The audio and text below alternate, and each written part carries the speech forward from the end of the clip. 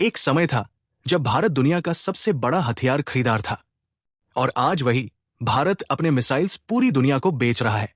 यकीन मानिए, कुछ साल पहले तक भारत को दुनिया का सबसे बड़ा डिफेंस इंपोर्टर कहा जाता था। हम अपने सैनिकों के लिए हर बंदूक, हर हेलीकॉप्टर, हर मिसाइल किसी न किसी विदेशी देश से खरीदते थे। 2010 से 2014 के बीच भारत ने लगभग 60 अरब डॉलर से ज्यादा के हथियार आयात किए। रूस से हमारे 70% से ज्यादा हथियार आते थे। बाकी फ्रांस, अमेरिका, इजराइल जैसे देश हमें बेचते थे और बदले में अरबों डॉलर कमाते थे। हमारे देश की स्थिति ऐसी थी जैसे कोई अमीर आदमी जो हर चीज खरीद सकता है लेकिन खुद कुछ बना नहीं सकता। सेना मजबूत थी लेकिन सिस्टम पराया था। लेकिन कहानी यही नहीं रुकती। 2014 के बाद हालात बदलने लगे। भारत ने न सिर्फ अपने लिए हथियार बनाना शुरू किया, बल्कि उन्हें दुनिया के देशों को बेचने भी लगा। जहां पहले रक्षा निर्यात, डिफेंस एक्सपोर्ट मुश्किल से कुछ 100 करोड़ रुपए का होता था, वही आज ये आंकड़ा 30,000 करोड़ रुपए के पार जा चुका है। अब सवाल सिर्फ एक है, आखिर भारत ने ये करिश्मा कैसे कर दिखाया? ये कहानी है आत्मनिर्भरता की। ये कहानी है उस सोच की जहां सैनिक सिर्फ मोर्चे पर नहीं, बल्कि प्रयोगशालाओं और फैक्ट्रीज में भी देश की रक्षा कर रहा है। आजादी तो मिल गई थी, लेकिन रक्षा के मामले में हम अब भी गुलाम थे। भारत ने 1947 में आजादी जरूर पाली थी, लेकिन रक्षा के क्षेत्र में आजादी कभी पूरी नहीं हुई। हमारे पास युद्ध का अनुभव था, जज्बा था, पर आधुनिक हथियारों की तकनीक नहीं थी। हर युद्ध के बाद हमने महसूस किया कि लड़ाई तो हम जीत सकते हैं, पर हथियारों के लिए दूसरों पर निर्भर रहना पड़ेगा। पश्चिमी देशों ने हमें तकनीक देने से मना किया। MTCR, missile technology control regime जैसे समझौते बनाए गए, जिनका मकसद था भारत को मिसाइल तकनीक से दूर रखना। एक उदाहरण याद है, क्रायोजेनिक इंजन वाला मामला। अमेरिका ने रूस पर दबाव डाला कि वो भारत को रॉकेट इंजन की तकनीक न दे। उस वक्त हमारे वैज्ञानिकों को अपने दम पर यह तकनीक बनानी पड़ी। यही आत्मनिर्भरता की पहली चिंगारी थी। लेकिन जब राजनीति में भ्रष्टाचार घुसा, तो रक्षा सौदे भी गंदे हो गए। बोफोर्स तोप घोटाला, अगस्ता वेस्टलैंड हेलीकॉप्टर केस, हर सौदे में कमीशन, दलाल और देरी। कभी एक तोप देर से आई तो कभी जेट का सौदा फंस गया।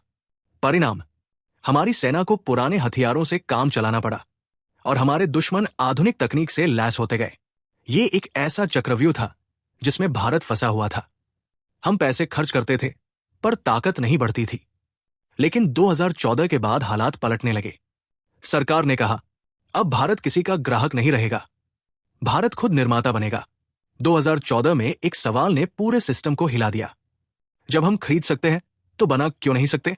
यहीं से शुरू हुआ मेक इन इंडिया मिशन, एक सोच जिसने भारत के डिफेंस सेक्टर का नक्शा बदल दिया। सरकार ने नियमों को सरल किया। पहली बार कहा गया, इंडियन कंपनियों को प्राथमिकता, यानी अब टाटा, L&T, भारत फोर्ज जैसी कंपनियां रक्षा क्षेत्र में सीधे काम कर सकती थी। फिर आई नेगेटिव इंपोर्ट लिस्ट, जिसमें साफ लिखा गया कि ये 400 से ज्यादा आइटम्स अब विदेश से नहीं खरीदे जाएंगे। उत्तर प्रदेश और तमिलनाडु में डिफेंस कॉरिडोर बनाए गए, जहां छोटे छोटे उद्योगों को जोड़कर एक पूरी सप्लाई चेन तैयार की गई। अब भारत में मिसाइल सिस्टम, रडार, टैंक्स के पुर्जे और ड्रोन्स बनने लगे। स्थानीय उत्पादन 54% से बढ़कर 75% से ज्यादा हो गया। भारत ने सिर्फ उत्पादन ही नहीं बढ़ाया, बल्कि डिजाइन, टेस्टिंग और एक्सपोर्ट के दरवाजे भी खोले। रक्षा निर्यात 2014 में लगभग 1,000 करोड़ रुपए था, जो आज बढ़कर 30,000 करोड़ रुपए से ज्यादा पहुंच चुका है। यह सिर्फ एक नीति नहीं थी, ये एक मानसिक क्रांति थी।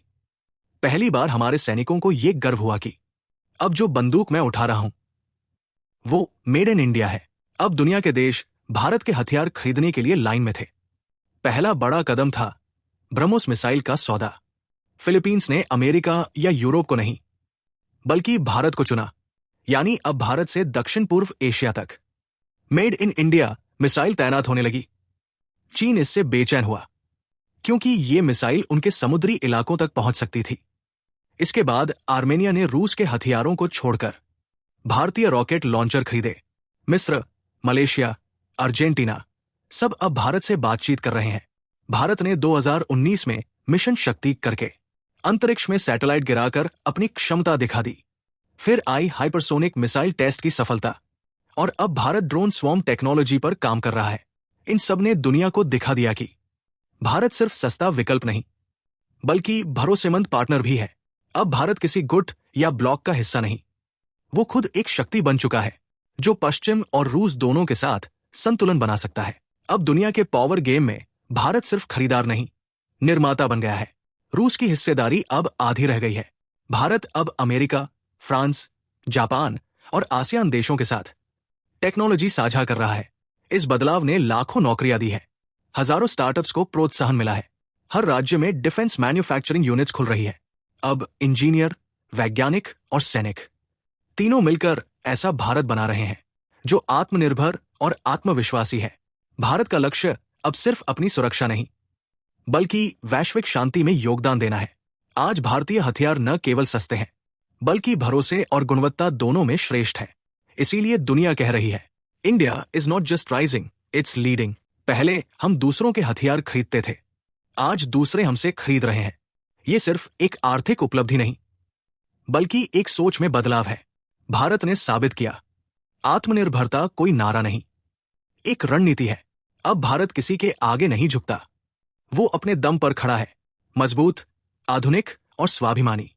ये कहानी सिर्फ हथियारों की नहीं, ये कहानी है एक नए भारत की, जहां सोच भी देसी है और विजन भी ग्लोबल।